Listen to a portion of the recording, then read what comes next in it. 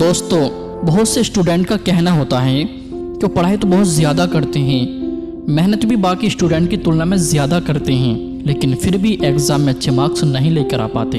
और वहीं दूसरे स्टूडेंट कम पढ़ाई करके भी एग्ज़ाम में टॉप करते हैं। तो ऐसा इन स्टूडेंट में क्या फ़र्क होता है कि एक एवरेज स्टूडेंट एवरेज बनकर रह जाता है, एक दूसरा टॉप कर लेता है। दोस्तों, काफ़ी रिसर्च करने के बाद पता चला कि टॉप स्टूडेंट्स और एवरेज स्टूडेंट्स में सिर्फ और सिर्फ स्मार्ट स्टडी का सबसे बड़ा फ़र्क होता है। स्मार्ट स्टडी करके एक स्टूडेंट 15 घंटे की पढ़ाई को सिर्फ 5 घंटे में पूरा कर लेता है और दूसरा स्टूडेंट 15 घंटे पढ़ने के बाद भी अच्छे मार्क्स नहीं लेकर आ पाता। दोस्तों, यदि आप भी बहुत ज़्यादा पढ़ाई करते हैं लेकिन फिर भी आपके अच्छे मार्क्स नहीं आ पाते हैं, तो ये वीडियो आपके लिए है। इस वीडियो के अंदर हम आपको 3 ऐसे टिप्स देने वाले हैं जिनको आप इस्तेमाल करके फॉलो करके आप क्वालिटी स्टडी कर सकते हैं। दोस्तों, आपने स्मार्ट स्टडी का नाम तो सुना ही होगा। इसका क्या मतलब होता है, चलिए जानते हैं। स्मार्ट स्टडी का मतलब होता है किसी भी कठिन से कठिन सवाल या टॉपिक को आप कम समय के अंदर सरल तरीके से हल कर सकें और उसे लंबे समय तक भी याद कर सकें। इसी को स्मार्ट स्टडी कहते हैं। दोस्तों, जैसे कि आप सभी जानते हैं कि किसी भी काम को करने के 2 तरीके होते हैं, एक तो हार्ड तरीका और दूसरा स्मार्ट तरीका। यदि आप एक स्टूडेंट हैं तो ये पूरी तरह से आपके ऊपर निर्भर करता है कि आप स्मार्ट स्टडी करते हैं या फिर हार्ड स्टडी करते हैं। आज के इस बदलते समय के अनुसार आपको स्मार्ट स्टडी करनी चाहिए। स्मार्ट स्टडी की मदद से आप कम समय के अंदर अपने पूरे सिलेबस की तैयारी कर सकते हैं। तो चलिए दोस्तों, आज की इस वीडियो के अंदर मैं आपको ऐसे 3 टिप्स देने वाला हूं। अगर आप इनको अप्लाई करते हो तो मैं आशा करता हूं कि आप अपने एग्जाम में ज़रूर टॉप कर सकते हो। आपका पढ़ाई में भी मन लगेगा और आप जितना चाहोगे उतना पढ़ सकते हो। आपको नींद भी नहीं आ सकती।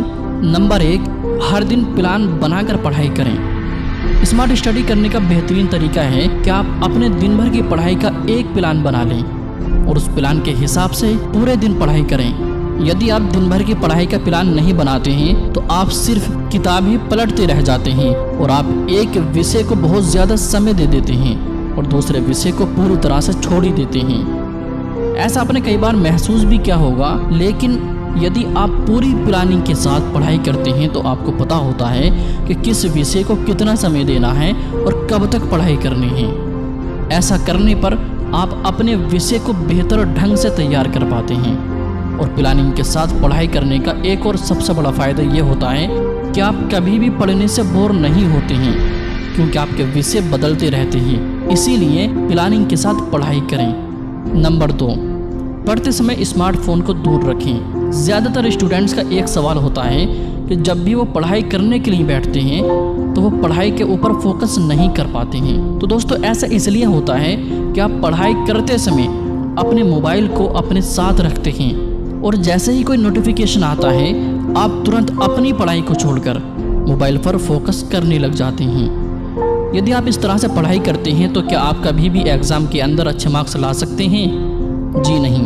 दोस्तों, पढ़ाई करते समय आपको अपने मोबाइल फ़ोन को साइलेंट मोड पर करना चाहिए और ख़ुद को मोबाइल से दूर रखना चाहिए। जब तक आप पढ़ाई कर रहे हैं तब तक आपके आसपास मोबाइल नहीं होना चाहिए। यदि आप ऐसा करते हैं तो कुछ समय बाद ही आप देखेंगे कि पढ़ाई के ऊपर आपका फोकस पूरी तरह से आ जाता है और अपने आप ही आपका पढ़ाई में मन लगने लग जाता है।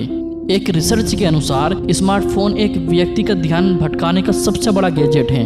टिप्स नंबर 3, पढ़ते समय बीच में ब्रेक ज़रूर लें। एक रिसर्च के अनुसार कि जब आप 1 या 2 घंटे से ज़्यादा पढ़ाई करते हैं तो आपका माइंड चीज़ों को कैच करना बंद कर देता है, जिसकी वजह से आपको पढ़ा हुआ याद नहीं रह पाता। एक साथ कई घंटे पढ़ने से बेहतर है कि आप हर घंटे पढ़ने के बाद बीच बीच में 10 से 20 मिनट का ब्रेक ज़रूर लें। जब आप बीच में ब्रेक लेते हैं तो उस समय आपको मोबाइल फ़ोन का इस्तेमाल नहीं करना है। यदि आप ऐसा करते हैं तो आप और ज़्यादा थक जाते हैं। इससे बेहतर है कि आप थोड़ा बहुत घूमने के लिए बाहर जा सकते हैं, कुछ अच्छा खा सकते हैं, अपने मुंह को ठंडे पानी से धो सकते हैं।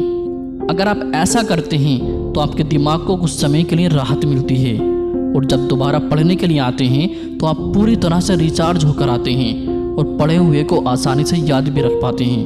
तो दोस्तों आशा करता हूँ कि तीनों टिप्स आपको ज़रूर पसंद आए होंगे। आपसे रिक्वेस्ट करता हूँ कि आप इन तीनों टिप्स को अपनी स्टडी के अंदर ज़रूर फॉलो करें, इन्हीं के अनुसार अपनी पढ़ाई को करें।